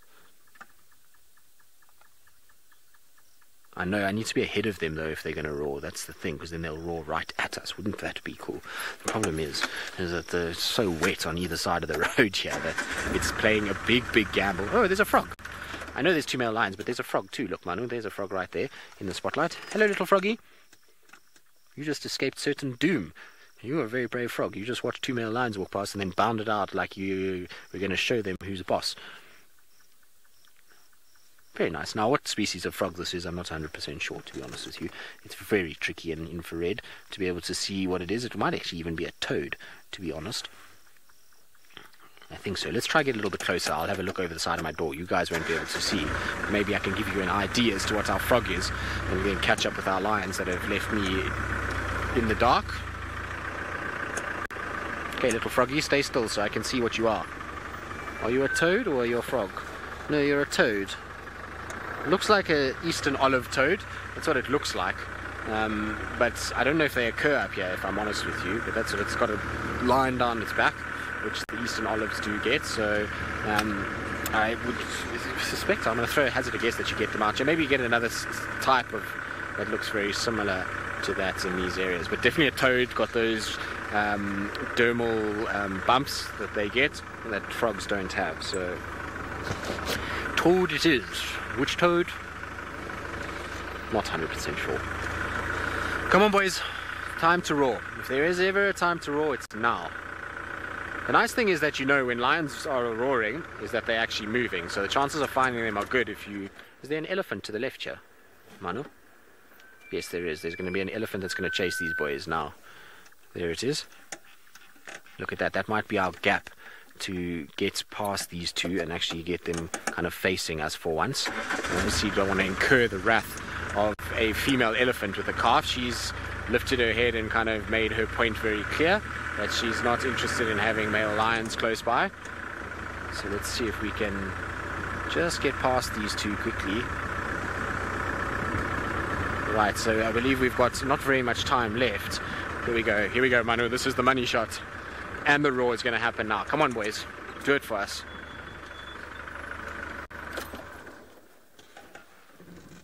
Where are they? There they both are. Now, come on, walk straight at us. Right, guys. If we were going to ID them, I think they are the musketeer boys. He's going to walk right at us.